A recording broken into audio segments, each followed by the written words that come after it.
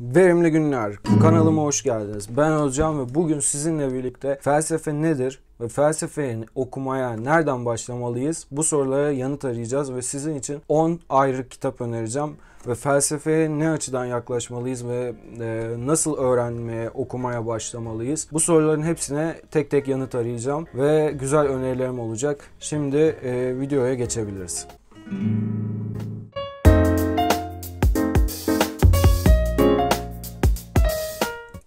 Gitarın konuyla ne alakası var derseniz ben de bilmiyorum ama şöyle çalmaya çalıştığımda şu uçtaki tellere dokunduğumda ses çıkarmıyor. Bunun nedenini bileniniz varsa bana yardımcı olabilir çünkü öğrenmek istiyorum ama hala bu sorunu çözemedim. Her neyse, şimdi konumuza geçelim. Felsefe nedir? Felsefeyi ilk önce etimolojik olarak inceleyebiliriz. Yani filos ve sophos iki ayrı kelimenin birleşiminden meydana gelir. Biri bilgelik, bilgi, diğeri de sevgi demektir. Yani bir araya getirirsek bilgelik sevgisi, hikmet sevgisi gibi anlamlarla karşılanıyor. Türkçe'ye bir karşılık olarak düşün bilim diyorlar ama felsefe dilimizde yer edilmiş şekilde felsefe olarak kullanabiliriz. Şimdi felsefe okumaya başlayacaksanız çok fazla okuma listesi hazırlayabilirsiniz ve onlarca yüzlerce bakış açısından birini seçip bir yerden okuyabilirsiniz. Ama 2500 yıllık, hatta bunu Mısır'a kadar götürsek 4000 yıllık bir literatürden söz ediyoruz. Burada felsefenin doğru bir başlangıç noktası olarak ben masalları görüyorum. Günümüzde anladığımız anlamıyla felsefe Antik Yunan'da ortaya çıkmış sistematik bir düşünce disiplini, bilimi ve Antik Yunan'da yani M.Ö. 400'lü 500'lü yıllarda ve daha sonra Sokrates'le birlikte ve Platon'la birlikte kitaplaşma sürecinde felsefe ilk önce doğduğu toprakların masallarıyla bugünkü anladığımız, aslında şu şekilde diyebilirim, felsefe bugünkü anladığımız anlamını masallardan yola çıkarak ulaştı. Ve bu doğrultuda benim bakış açıma göre ve felsefeyi algılayış biçimime göre ilk önce masallardan ilerlememiz gerektiğini düşünüyorum. Yani edebiyattan. Ardından da bir felsefe tarihi okuması gerçekleştirmemiz gerekiyor ki felsefeyi olduğu haliyle bir karşıdan görebilelim. Neler olup bittiğini, hangi düşüncelerin ilk başta var olduğunu ve bu düşüncelerin zaman içerisinde kümülatif bir şekilde yığılan sorulara dönüştüğünü ve her filozofun aslında bu literatüre bir katkı yapıp, aslında öncesinde bu literatürü anlayıp ve daha sonra bu literatüre katkı yapıp nasıl felsefe alanının genişlediğine birlikte göz atabiliriz. Tabii bugünkü felsefe olarak konuşacağımız şey evvela doğa felsefesiyle başlamıştır. Bunu da anlatacağım ama felsefenin ayrı kollara ayrıldığını söyleyebilirim ve okunacak çok fazla şey var. Şimdi 10 ayrı kitap sizinle paylaşacağım ve bu bende olan kitaplardan yola çıkarak anlatacağım ve her bir kitap için yorumlarımı ekleyeceğim. Genel anlamıyla felsefeyi video ilerledikçe konuşmaya devam edeceğiz. Şimdi ilk kitabımızdan başlayalım. İlyada ve Odessa size önereceğim ilk kitap olacak. Bende şu anda Odessa var. İlyada şu anda yanımda değil. O yüzden sizinle paylaşamıyorum. Odessa ve İlyada biliyorsunuz Homeros'un eserleri. Modern Batı kültürünü oluşturan temel metinlerden birisidir aslında İlyada ve Odessa. İki ayaklı bir masaldır, mitostur, mitolojidir aslında. Ve genel olarak Odessa ve İlyada'da Troya savaşı ve sonrasında olanlar anlatılır. Eğer mitoloji okumaya başlayacaksanız bunların en temel metinlerinden bir tanesi evvela Homeros'un yazdığı eserlerdir. Dolayısıyla size önereceğim ilk kitap Odessa olacak. Bir sonraki önereceğim kitap ise Theogonia, İşler ve Günler. Bu daha çok Odessa'nın yani Homeros'un yazdığı kitabın aksine bize bir şecere sunuyor. Tanrıların ortaya çıkışı, evrenin yaratılışı, daha doğrusu evrenin yaratılışı konusu hakkındaki ilk ortaya atılan fikirlerden bir tanesidir. Theogonia, İşler ve Günler aslında tanrıların yaratılışı anlamına geliyor. Hesiodos'un yazdığı bir eser ve okurken benim çok hoşuma gidiyor bunları nasıl gerçekleştiğini öğrenmek. Birazcık karmaşık gelebilir ama eğer İş Bankası yayınlarından Azra Erhat ve Sabahattin Eyüboğlu'nun tercümesini alırsanız arkada böyle sözlük var ve bu sözlükte de pek çok tanrının ya da mitoloji dünyasında geçen konumların, meleklerin isimlerini ve manalarını öğrenebilirsiniz. Milattan önce 730 ve 700 yılları arasında yazılmış bir eser bu. Çok kapsamlı ve sanatsal epik bir üslubu var. Ve bir şiir tabii ki.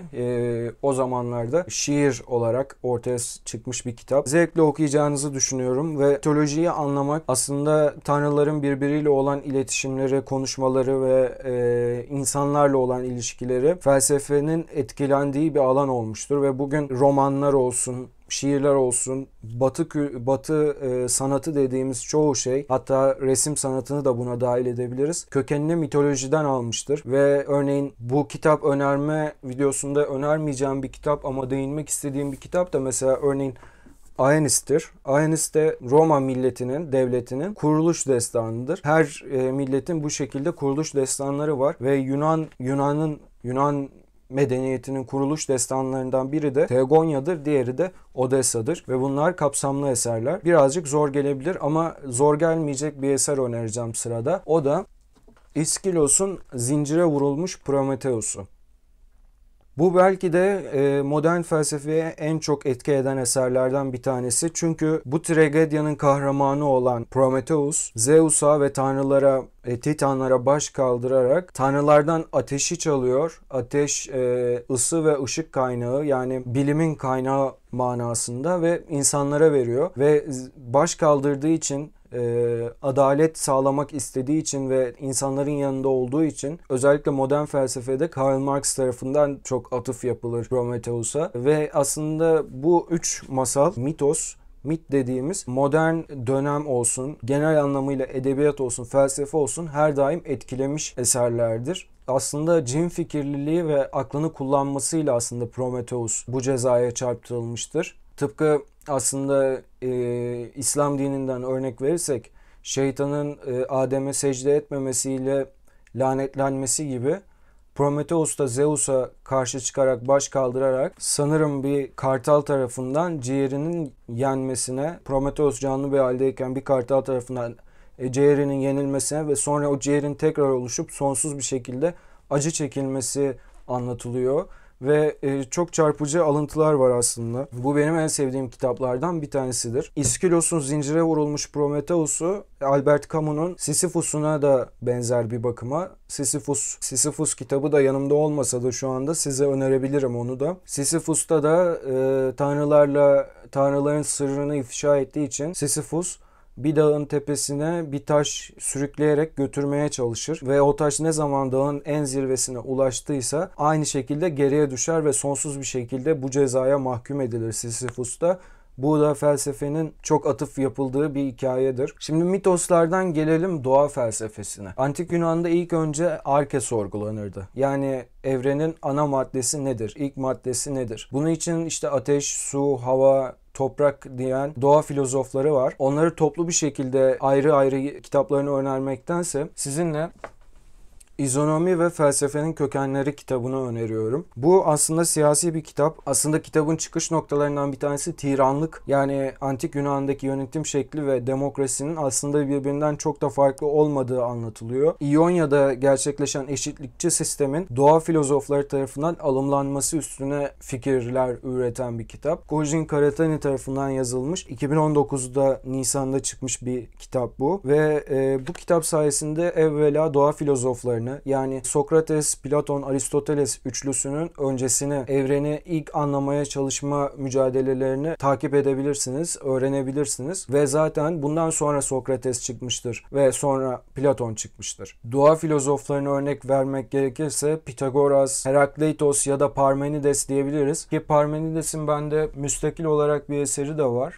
Evet, doğa hakkında. Bu da evrenin en temel taşlarının yaratılışının izini süren bir kitap. Çok sade bir dili var. Örneğin bu kitaptan bir alıntı paylaşmak istiyorum sizinle. Öyleyse gel, bizzat söyleyeceğim. Can kulağıyla dinle sözümü. Yalnızca hangi irdeleme yollarının akla uygun olduğunu. Vardır.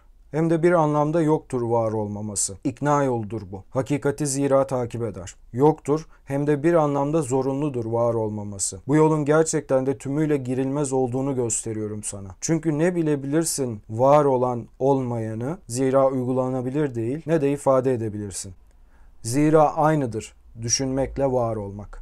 Bu hepinizin aklına gelebileceği gibi Orta Çağ'da ve aydınlanma döneminde yaşamış Descartes'in "düşünüyorum öyleyse varımın" temel çıkış noktalarından biridir. Zira aynıdır düşünmekle var olmak ve bu tür doğa filozoflarını tanımaya izonomi ve felsefenin kökenleriyle başlayarak hoşunuza gidenleri ayrıca okumaya başlayabilirsiniz. Çünkü bu eserler ve mitoslar felsefenin esas çıkış noktalarıdır. Şimdi dediğim gibi en başta felsefeyi bir genel hattıyla ne olduğunu, bu 21. yüzyıla nasıl geldiğimizi anlamak için bugüne kadarki filozofları tanımamız ve onların düşüncelerini anlamamız gerekiyor. Bundan dolayı felsefe tarihi okumak felsefeyi yeni başlayacaklar için en önemli şeydir. Bundan dolayı ben de sizinle birlikte belli başlı felsefe tarihi eserlerini paylaşmak istiyorum. Eğer felsefe benim için birazcık zor diyorsanız en kolay hale getirerek size anlatan Felsefenin Kısa Tarihi Nigel Warburton'un kitabını öneriyorum. Burada Sokrates'ten başlayıp modern filozof olan Sartre'a kadar konuyu getiriyor ve ince eleyip sık dokuyor ama sıkmıyor, eğlenceli bir şekilde anlatıyor. Benim için zamanında güzel bir başlangıç eseri olmuştu. Çok ilgimi çekmişti ve birkaç günde bitirmiştim bu kitabı. Notlar alarak okumuştum. Eğer nasıl kitap okuduğumu merak ediyorsanız yukarıda çıkan linkten nasıl kitap okuduğum hakkındaki videoyu da izleyebilirsiniz. Felsefe tarihi hakkında önereceğim ilk kitap dediğim gibi Nigel Warburton'un Felsefenin Kısa Tarihi'ydi. Birazcık daha kapsamlı bir kitaba geçelim şimdi de. Çünkü bu temel ve kısa bir şekilde anlatıyor. Ancak Will Durant'ın Felsefenin Öyküsü kitabı daha kapsamlı ve dolu dolu anlatıyor. Üstelik kalın bir kitap. Zamanında 50 liraya almıştım bunu galiba. Şimdi daha ucuz olması lazım. Bilmiyorum. Şöyle içindekiler kısmından birkaç parça paylaşabilirim. Yine bu da Eflatun'dan başlıyor. Daha sonra Aristo, Bacon, Spinoza, Voltaire, Immanuel Kant, Schopenhauer, Herbert Spencer, Friedrich Nietzsche, çağdaş Avrupa filozofları ve çağdaş Amerikan filozofları şeklinde günümüze kadar getiriyor ve çok kapsamlı, faydalı bir eser. Eğer iyi bir şekilde öğrenmek istiyorsanız felsefe tarihi kitapları arasında yerine literatürde kendi yerini almış bir kitap bu.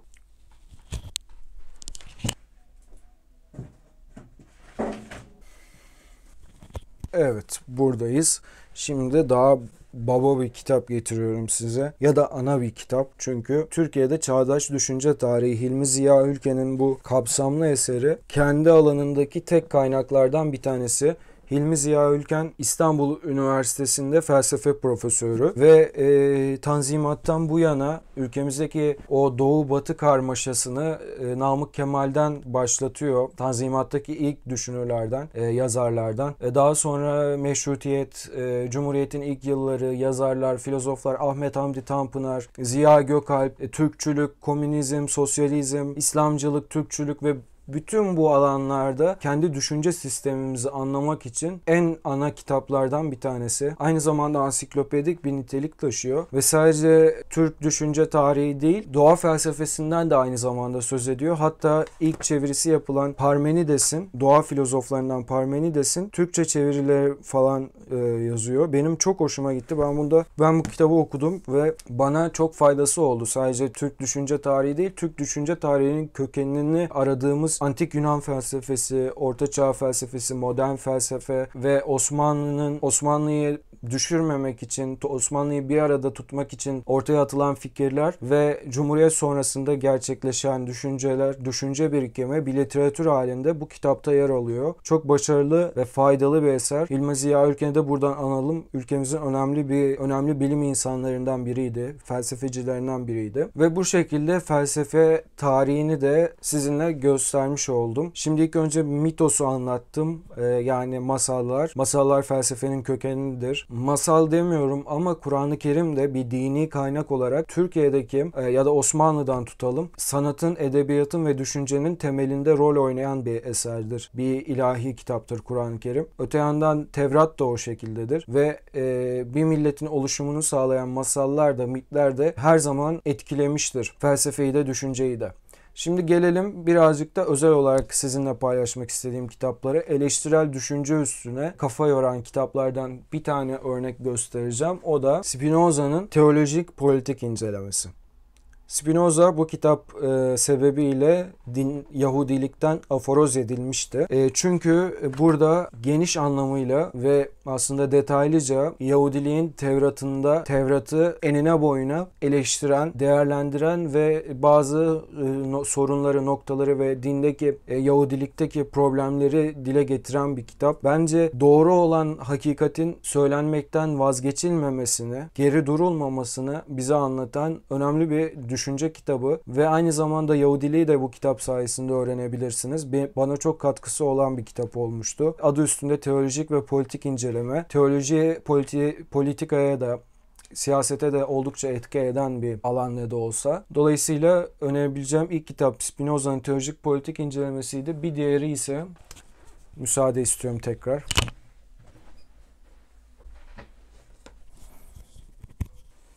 Yeniden buradayım ve göstereceğim kitap Franz Kafka'nın Davası. Burada kendini bir dava içinde bulan bir adamın şaşkınlığı, afallaması ve sorgulayışı anlatılıyor. Benim hoşuma giden bir kitap olmuştu. Enteresan ve ne olduğunu bir süre anlayamıyorsunuz ve daha sonra kitap size kendini açıyor. Felsefi düşünüş anlamında Albert Camus'un Sisyphos'u doğru söylüyorum herhalde ve Franz Kafka'nın Davasını en başta öneririm. Ayrıca modern dönemden Jean-Paul Sartre'ın Bulantısını da okuyabilirsiniz ama birazcık ağır gelebilir. Ben genel hatlarıyla sizin felsefenin ne olduğunu anlamanızı sağlayacak belli başlı kitapları bu videoda paylaşmaya çalıştım. Dilerim beğenmişsinizdir. Bu gitarı da çalmasını öğrenirsem güzel olacak ama bilmiyorum.